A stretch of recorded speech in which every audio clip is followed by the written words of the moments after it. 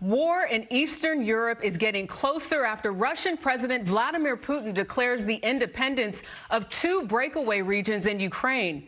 After the announcement, Putin ordered a, quote, peacekeeping operation to begin in the 2 regions. That would mean the deployment of Russian troops and weapons into those areas. And tonight, we want to show you these unconfirmed pictures that appear to show Russian forces being bussed into eastern Ukraine. One U.S. official tells CBS News this could be a precursor to a larger invasion, or this could be Putin's only move. In an hour-long speech, Putin demanded that Ukraine immediately end its military operations in the east of the country or face responsibility for possible bloodshed. The White House says President Biden is imposing financial sanctions in response. NATO, the United Nations, the European Union, and the United Kingdom all condemned Putin's decision.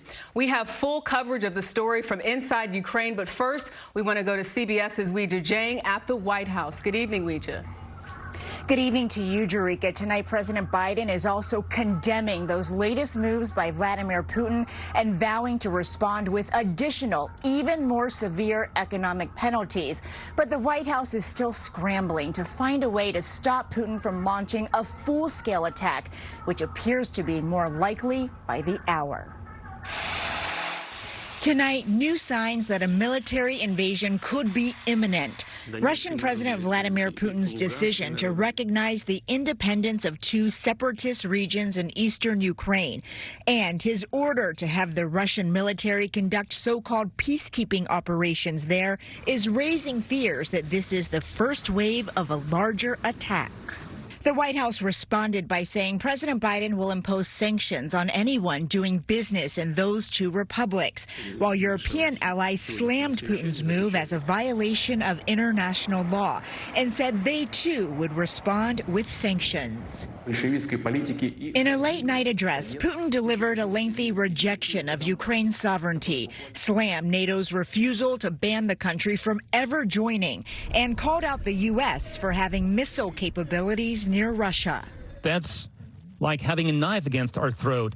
With the crisis escalating, President Biden huddled with his national security team today and had emergency calls with Ukrainian President Zelensky, plus the leaders of Germany and France.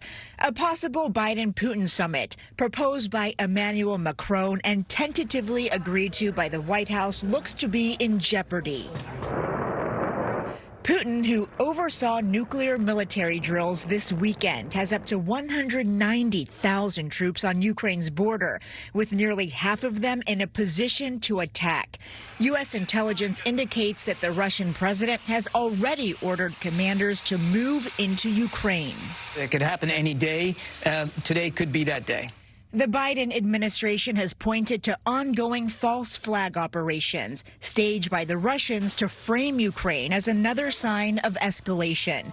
National Security Advisor Jake Sullivan acknowledged the chances of a diplomatic resolution are diminishing. What we have done is indicate to the world that this is not something Russia has been provoked into. This is a brutal war of choice that Russia will be perpetrating on its neighbor. Tonight, the White House is also issuing dire warnings that the Russians have formed a hit list of political dissidents and activists in Ukraine that they will kill or detain, and that Americans who are in Moscow could be targeted if a military invasion unfolds. Jerika.